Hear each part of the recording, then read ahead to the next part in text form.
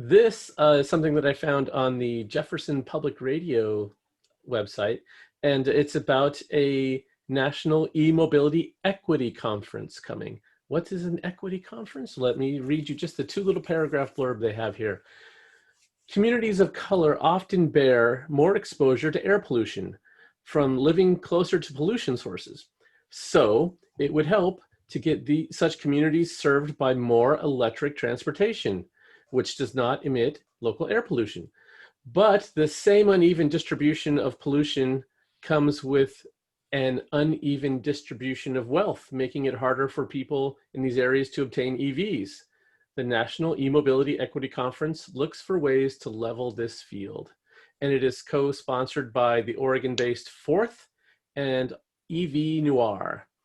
There you go. So this conference starts tomorrow, and it's a virtual conference.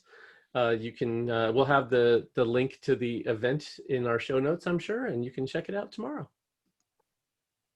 There you go. So you should attend and lend a voice, I guess. Is this, or is it just watching the presentation? Do you know, Patrick? I'm pretty sure they'll have Q&A sections, if not actually live like this, or at least in text form. Okay. I haven't actually attended this one. I am going to check it out, especially since I'm with the Oregon Electric Vehicle Association, and we are part of Fourth. So in a little way, we're part sponsors of this event. I was wondering why there wasn't an OEVA tag there somehow. No, Fourth is actually a really cool organization, and they have OEVA is a bunch of volunteers and enthusiasts. This is a fully staffed professional group. They have several people on staff. They started in Oregon, but they've expanded into other areas. They were very crucial in getting the electric vehicle incentive passed in the state, and equity has been part of their mantra from the beginning. And so as part of this incentive, they passed two incentives: one that anybody can qualify for, and one if you are if your income is below triple the poverty line, then you qualify for this additional second incentive. Very cool. Yeah.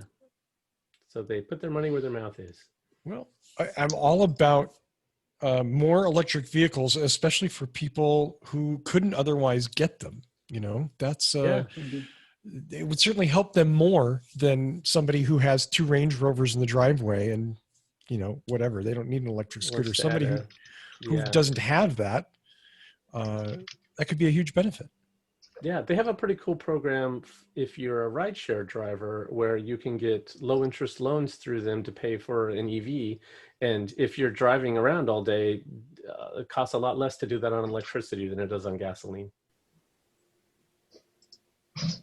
Very cool. Yeah. Well, I really like this program. I mean, speaking as both a person of color and a person of color who's lived in communities of color, we definitely could use something like that. So I'm excited for it. Can't wait to see how they put it together and what comes out. Yeah. You know, especially, you know, we've been talking about mass transportation. I mean, not only is carpooling awesome, but, you know, we've talked about electric buses that drive, you know, very specific routes and can charge overnight. And, you know, you know, when you look at the people riding buses and, you know, if they're riding these diesel buses 2 or 3, 4 times a day, being exposed to the diesel fumes, and this is unfortunately a way of life, then yeah, let's get rid of those things and, you know, yeah, go electric and give them some clean air.